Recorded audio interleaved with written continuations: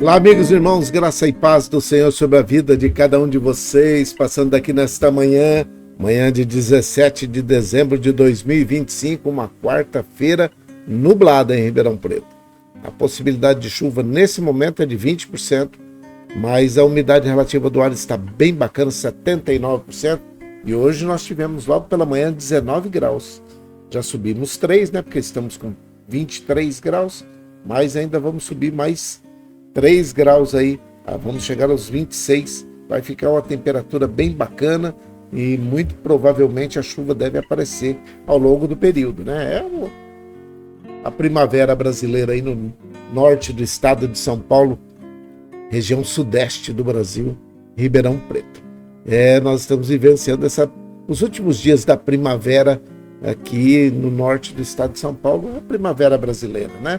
Então ela tem essa situação, às vezes parece estar meio friozinho, mas daqui a pouco ela já esquenta e vira o verão. Então ela fica nesse impasse, não sabe se é inverno ou se é verão, fica no meio aí. Esse é o sistema da primavera.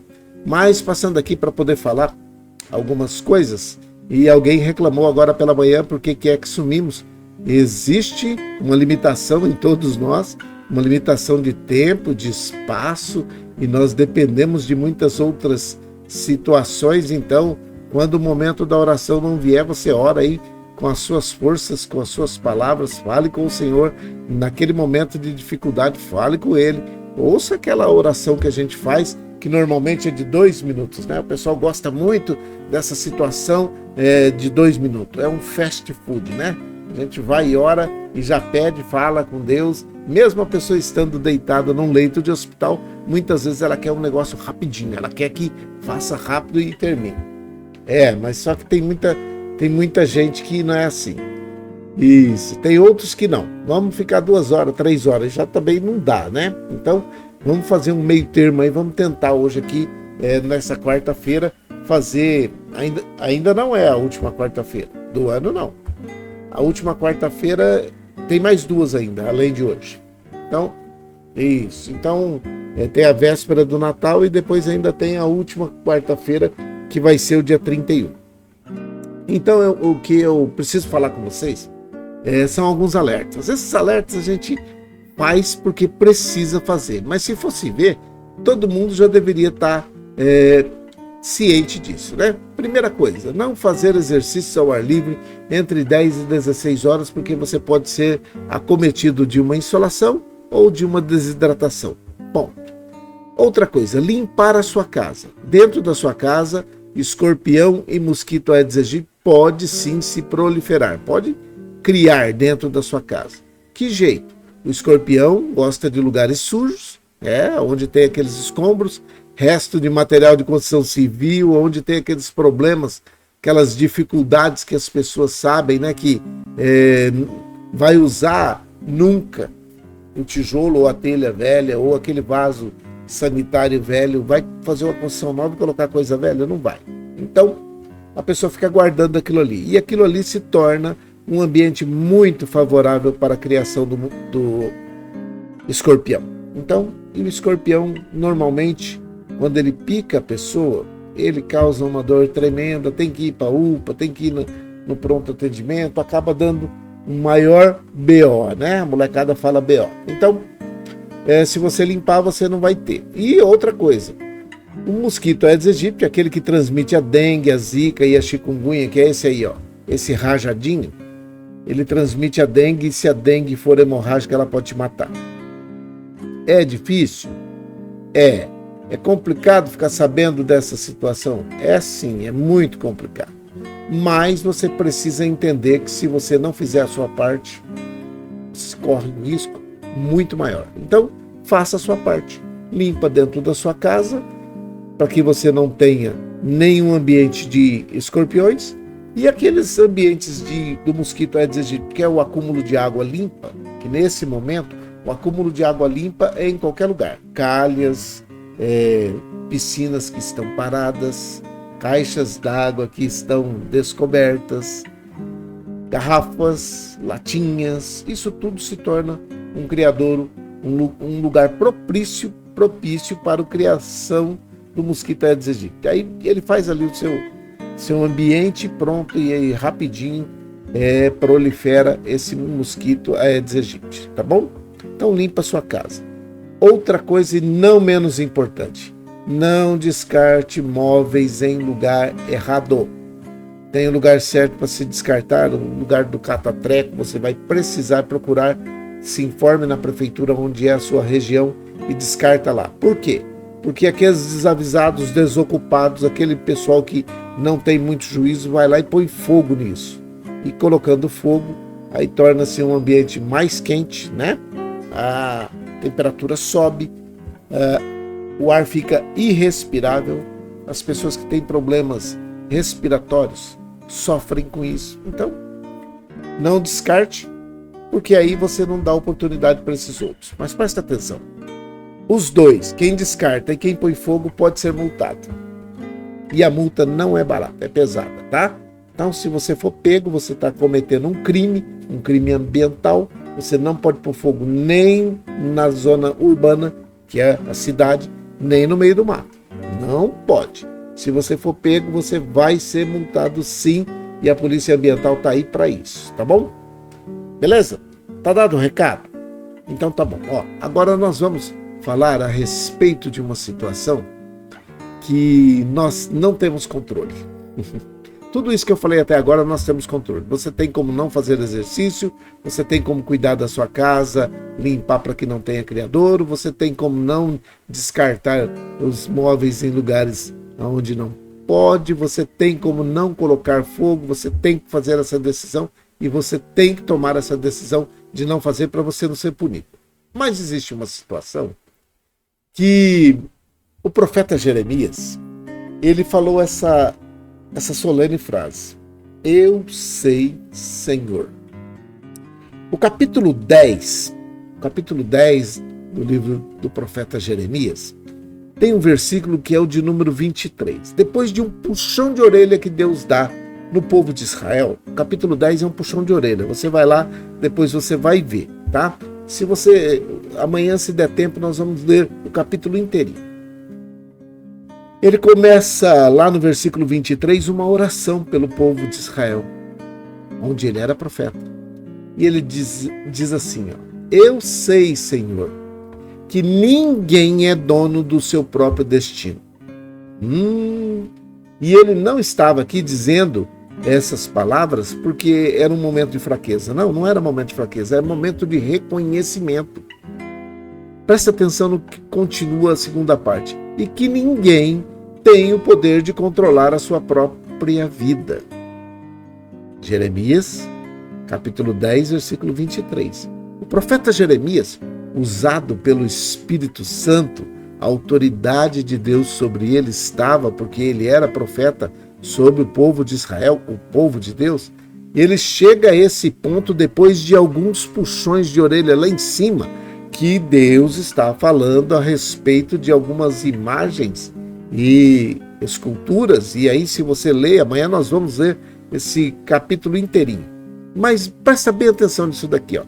Eu sei, Senhor. Foi por isso que eu coloquei o título o tema desse nosso esboço, e que nós vamos fazer isso em 3 dias, tá? Vamos ver se a gente consegue quarta, quinta e sexta, e aí a gente dá uma dissecada nesse versículo por alto, porque esse versículo sozinho dá para poder fazer muito tempo de pregação. Eu sei, Senhor, que ninguém é dono do seu próprio destino. Você sabia disso? Você não é dono do seu próprio destino. E que ninguém tem o poder de controlar a sua vida. Você sabia que quem controla a sua vida é Deus? Você tem consciência de que, estando ou não num ambiente hospitalar, internado, ou se você está em recuperação de uma intervenção cirúrgica na sua casa, você já passou pelos procedimentos hospitalares e que agora você já está em casa, mas mesmo assim você precisa continuar cumprindo algumas regrinhas, e aí você para e começa a pensar, peraí, mas então eu não sou... Não, você não é o dono da sua vida, você não tem o controle. Quem tem o controle da minha e da sua vida é Deus. Nesse momento, quando o profeta Jeremias está falando, ele está exaltando uma situação de que Deus é quem controla cada uma das nossas decisões. Mas para nós que vivemos em uma cultura que exalta a autossuficiência, de ter o controle e a ideia de que nós somos os donos do nosso destino, nós planejamos nossas vidas, isso é normal. Traçamos nossas metas, isso é normal. E muitas vezes nós agimos como se estivéssemos no comando absoluto, aí já é diferente. Nós não estamos no comando absoluto. A palavra de Deus vem através do profeta Jeremias para o povo de Israel, e nós estamos colocando ela para nós nos dias de hoje, aqui em 2025, com uma verdade solene. E ela liberta o ser humano, libertou o povo de Israel também e liberta cada um de nós, porque ela confronta essa mentalidade. O texto que nós vamos tentar dissecar ele aí um pouco mais, é uma confissão de humildade e de uma verdade que é universal. Ninguém, em lugar nenhum no mundo, lugar nenhum. Você pode ir para os Estados Unidos, pode ir para o Japão, pode ir para a Europa, pode ir onde você quiser. Você não tem o controle da sua vida. Não tem. Quando a gente lê junto essa situação aí, se você for ler o versículo novamente, fala assim: eu sei, Senhor, que ninguém é dono do seu próprio destino e que ninguém tem o poder de controlar a sua própria vida. Você para e começa a olhar essas palavras que são palavras inspiradas por Deus, que foram colocadas no coração do profeta. Nós encontramos aí o antídoto, presta atenção, o antídoto para a ansiedade. E também, em parte, o antídoto para a depressão, porque depressão é excesso de passado na vida presente e a ansiedade é excesso de futuro na vida presente. Os dois são ladrões. Os dois roubam o nosso presente. Mas nós encontramos aqui o antídoto para essas duas situações, tanto da ansiedade para a depressão e o controle de nossas vidas no presente.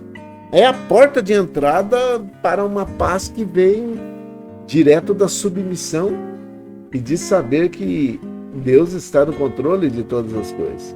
Por isso, o meu convite para você hoje é para que você, nesse primeiro tópico, nós vamos ter 3. Poderia fazer 10, num versículo só, mas vamos fazer 3. Esse versículo, nós podemos colocar o primeiro tópico, como eu coloquei lá na entrada, né? A limitação fundamental da humanidade. Esse versículo começa com uma confissão, né? E essa confissão, o profeta vem e fala assim, Jeremias falando, hein? Eu sei, Senhor. É um reconhecimento que nasce não de uma teoria, mas de uma experiência, de uma revelação. Jeremias declara que essa verdade sobre a condição humana, ela não pode ser mudada. Daqui a 1000 anos, se Jesus não voltar e a terra continuar, o ser humano continuar caminhando em cima da terra, essa verdade ainda vai ser o princípio de toda esta situação de conhecimento e de sabedoria. Então, o meu convite para você é, vamos dar uma olhada nessa verdade, a limitação fundamental da humanidade. Esse versículo faz com que nós possamos ter aí uma paz que só vem do Senhor. Por que ela vem do Senhor? Porque nós sabemos que a nossa vida está nas mãos do Senhor. É Ele que controla. Então, quando nós olhamos para essa revelação e vemos que a declaração de Jeremias é uma verdade que é imutável, nós começamos a pensar. Então é uma ilusão de ter o controle absoluto das nossas vidas. O homem está iludido em que ele tem o controle absoluto da sua vida. Ele não tem. Muitos podem viver sob essa ilusão, que são donos do seu próprio destino. A sociedade impõe, incute isso como ideia na cabeça de cada um de nós. Mas a Escritura é clara. Ouça agora o que é que está dizendo algumas pessoas. E aí você fala assim, será que ele não está sabendo? Não está sabendo do que está escrito em Tiago no capítulo 4, versículo 3? Ouçam agora o que vocês dizem. Hoje ou amanhã vamos para esta ou aquela cidade. Passaremos um ano ali, faremos negócios e ganharemos muito dinheiro. Tiago, capítulo 4, verso 13. O ser humano faz planos, mas a palavra nos lembra de que essa sensação de posse total é uma miragem. Não se importa com isso não. Está passando aqui um carro de som.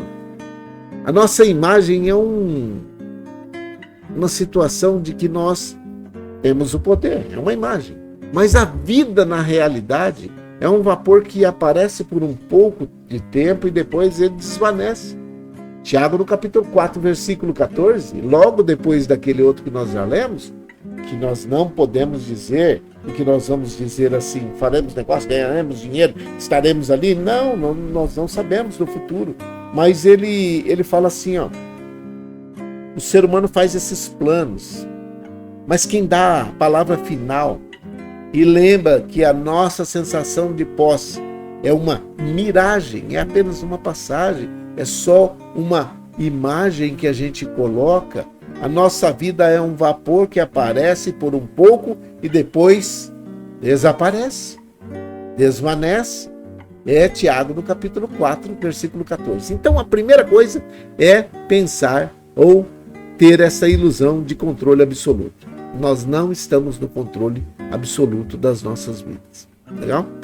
Segunda coisa, a fragilidade do poder humano. Presta atenção, eu coloquei isso aqui como fragilidade para que a gente fique sabendo que é frágil.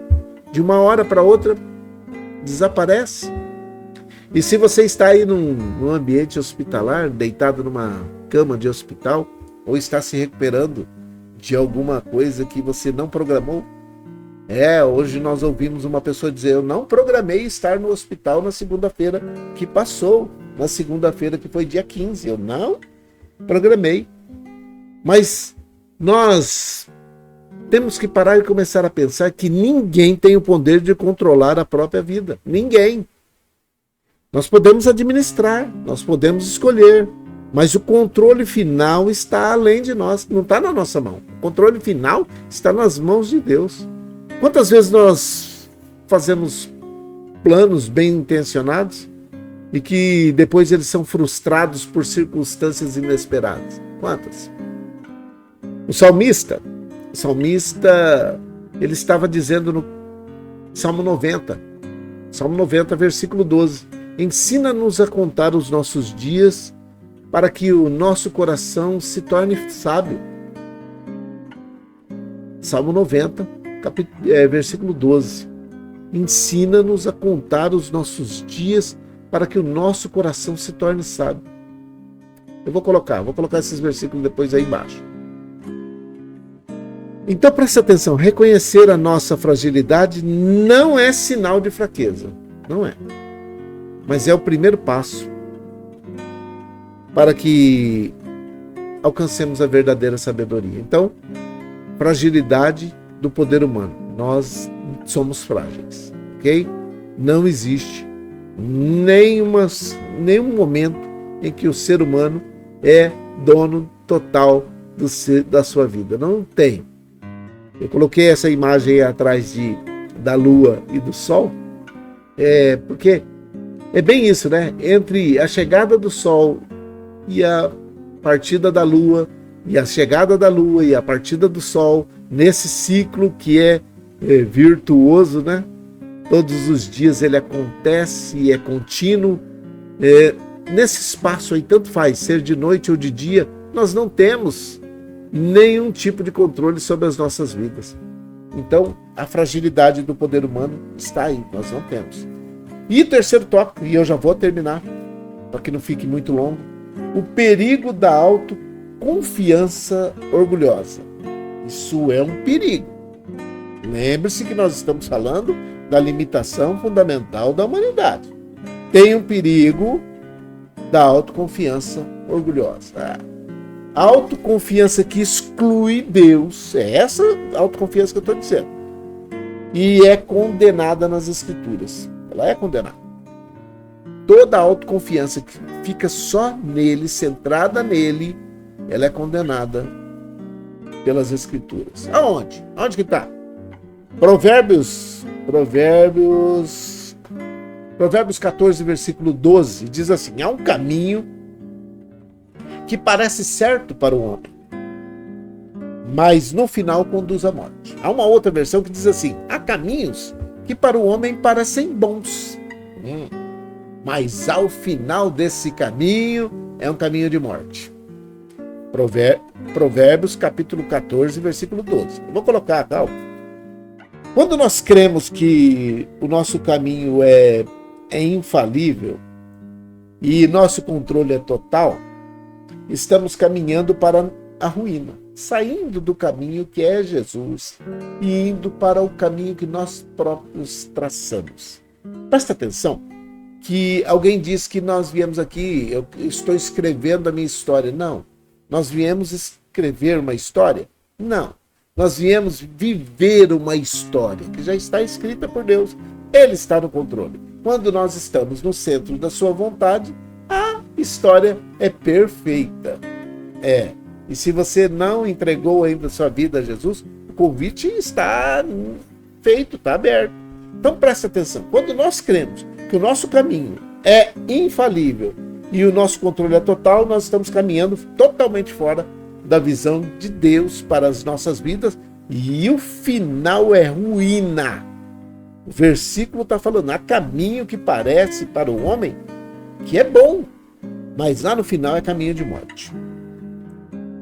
Tem uma história que é muito interessante, um dia eu ainda vou falar sobre ela com vocês, a respeito de um rei que se chamava Nabucodonosor, que glorificou a si mesmo até ser humilhado por Deus. Está lá em Daniel, no capítulo, se não me falha a memória, capítulo 4. Depois eu posso colocar aí embaixo, se eu estiver errado, eu corrijo aí. Mas é um exemplo vívido dessa situação, de um homem que, apesar de ser rei, né, o rei Nabucodonosor, glorificou a si mesmo, não deu glórias a Deus. E aí, o que aconteceu? Ele foi humilhado por Deus. Tinha uma musiquinha que a gente cantava quando era criança, que até cabe aqui, sabe? A gente falava: o servo do Senhor não é Nabucodonosor. Por quê? Porque Nabucodonosor comeu grama. Ele acabou sendo, ou colocado um espírito dentro dele, entrou um espírito dentro dele, que ele acabou indo para o pasto, foi comer capim. Pastar com os animais. Olha que situação. De rei a um animal que está pastando porque não deu glória a Deus. Bom, é isso. A limitação fundamental da humanidade, ela é real. Então amanhã nós vamos falar da realidade inegociável da soberania de Deus. Aí já parte para o outro lado. A nossa limitação é uma coisa, mas existe uma realidade que é inegociável da soberania de Deus. Eu quero convidar você, convidar outras pessoas para que vejam, ou para que venham.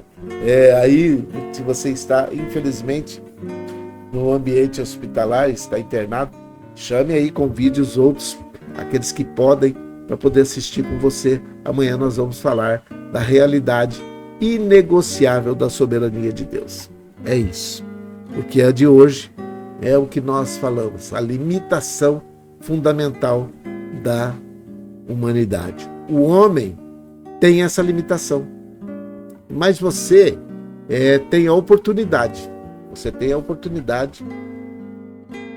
de aceitar a Jesus Cristo como o único e suficiente Salvador da sua vida, mudar a história, o destino da sua vida. A eternidade está aí, ela é real, presta atenção, ela é real e não tem uma segunda chance. Não tem. Alguém pode passar por você e dizer: olha, fica tranquilo, você está num processo de progresso. Você está progredindo, você está melhorando. E na próxima vida não haverá uma segunda chance. A Bíblia, falando de Bíblia, a Bíblia é clara em dizer: está destinado ao homem, ao ser humano, morrer uma só vez. Portanto, ele não vai voltar. Morre uma só vez e enfrenta depois disso o juízo. Simples assim. Não tem uma segunda chance. E também não tem um lugar onde você vai purgar para poder ficar apto a ascender aos céus. Não tem. Quando Jesus disse: eu sou o caminho, a verdade e a vida, e ninguém vem ao Pai a não ser por mim, ele estava dizendo que não tinha um outro caminho e não tinha uma solução diferenciada a não ser ele. É isso. Não tem um lugar para que vocês vão se purgar, tá? Vai ficar purgando, já ouviu falar? De um tumor que fica purgando até ele sair? Então, não tem. Isso pode até entristecer você vai ficar bravo com o capelão, mas não tem. Se você não aceitar Jesus Cristo como o único e suficiente Salvador da sua vida, você não vai ascender aos céus. O que ele deixou de responsabilidade para mim é vir e pregar para vocês. Por isso que ele falou: ide por todo mundo, pregai o evangelho a toda criatura. Quem crer e for batizado será salvo. Quem não crer já está condenado. É difícil? Às vezes parece ser antissocial, mas eu preciso falar isso para você. Porque depois, se você chegar na eternidade e você se defrontar com Deus ou se confrontar com Deus, porque o homem está em uma rota de colisão com um Deus que sabe fazer pergunta. Você não sabia, não? Nós estamos em rota de colisão com um Deus que sabe fazer pergunta. Ao final, nós vamos ter que enfrentar Ele. Nós vamos ter que ir lá e falar para Ele. E Ele vai perguntar para você: onde você estava no dia 17/12 de 2025, tal hora da manhã? Onde você está? Ah, você estava ouvindo aquele rapaz falando? Até nem é muito bonitinho, né? Agora tá com barba. Não é de Papai Noel, que eu não acredito nele. Ele vai perguntar. E ele vai perguntar para você. Mas ele não falou para você que você precisava ouvir o que ele estava falando a respeito do meu filho, Jesus? Você não entendeu o que ele estava falando? Que para poder entrar aqui no meu céu, você só entra se você tiver se aceitado a Jesus Cristo como o único e suficiente Salvador da sua vida e receber aquele sacrifício que foi feito na cruz do Calvário, o que fizeram com ele por causa dos seus pecados. Você não quis, não? Você não entendeu? Por isso, nesse momento, presta bem atenção no que eu vou te falar.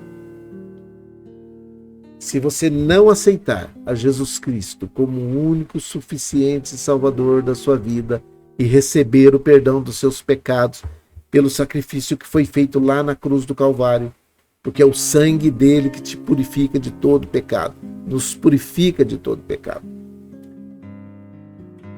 Se você não aceitar, você não terá direito a entrar no céu. Por isso, o meu conselho, para que você, não estou apelando não, tá? O meu conselho é que você aceite a Jesus Cristo como o único e suficiente Salvador da sua vida. É a decisão que vai mudar a sua história. Você vai ter perdão dos seus pecados e vai ter o seu nome escrito no livro da vida. Não é de graça, não. Foi pago um alto preço. É isso que você está falando aí, não é não? Foi pago um alto preço. Por mim e por você. Preço de sangue. Foi a vida dele. Algumas imagens que de vez em quando a gente vê por aí de um filme Jesus sendo julgado, açoitado, colocado aquela coroa na cabeça dele. A gente evita colocar isso, né? Para que não choque, mas eu acho que muitas vezes nós somos comedidos demais. Deveríamos chocar um pouco mais, para que a pessoa saiba que ir para o inferno é pior do que assistir essas imagens. Tá bom? Então amanhã você está convidado, né? Você está convidado a vir ouvir o que eu tenho a falar a respeito da realidade inegociável da soberania de Deus. A soberania de Deus não é negociável. Essa confissão de Jeremias não é dirigida para o vazio, não. Ela é dirigida para o Senhor, e essa confissão de Jeremias é uma confissão que tem destino certo, o Senhor. Tá bom? Hoje eu vou orar por todos aqueles que estão orando comigo nesse momento. Não vou colocar minha relação, todos vocês sabem que eu tenho uma relação de pessoas por quem eu oro, mas hoje eu vou fazer uma oração mais generalizada para que esse vídeo não fique muito comprido, tá bom?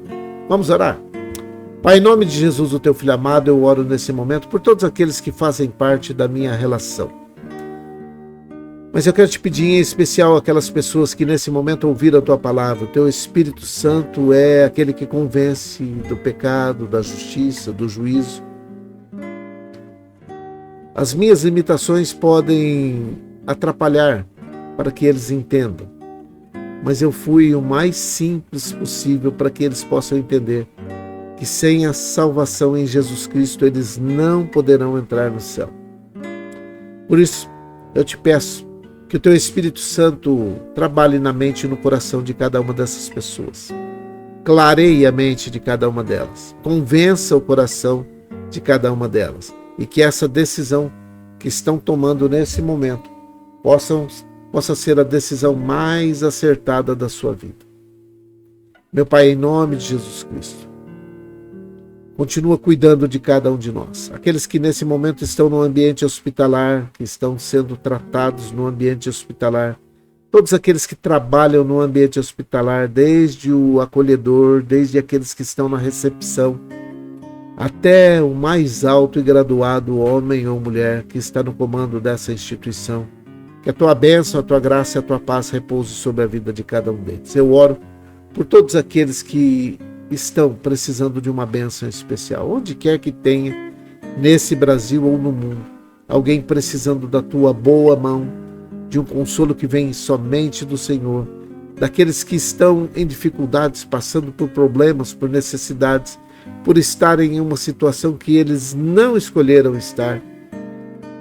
Meu Deus, que a tua bênção, a tua graça e a tua paz repouse sobre esses homens e mulheres que estão no comando dessas nações, para que possa voltar às suas atitudes em favor desses que são desamparados, necessitados. E aqueles que por decisão própria estão em situação complicada, que o Senhor dê a eles uma oportunidade, momentos de lucidez, para que eles também possam voltar para o caminho e, voltando para o caminho, nunca mais se desviar dele. É a minha oração, é a nossa oração, com perdão dos nossos pecados, em nome de Jesus, o teu Filho amado. Amém e amém. Que o Senhor te abençoe e te guarde. Que o Senhor faça resplandecer o seu rosto sobre ti e tenha misericórdia de ti. Que o Senhor sobre ti levante seu rosto, te dê a paz. Um grande abraço a todos vocês. Fiquem em paz, fiquem com Deus. Que essa quarta-feira seja uma quarta-feira repleta de grandes e boas realizações. Que Deus te abençoe. Bom dia. Fiquem em paz. Fiquem com Deus.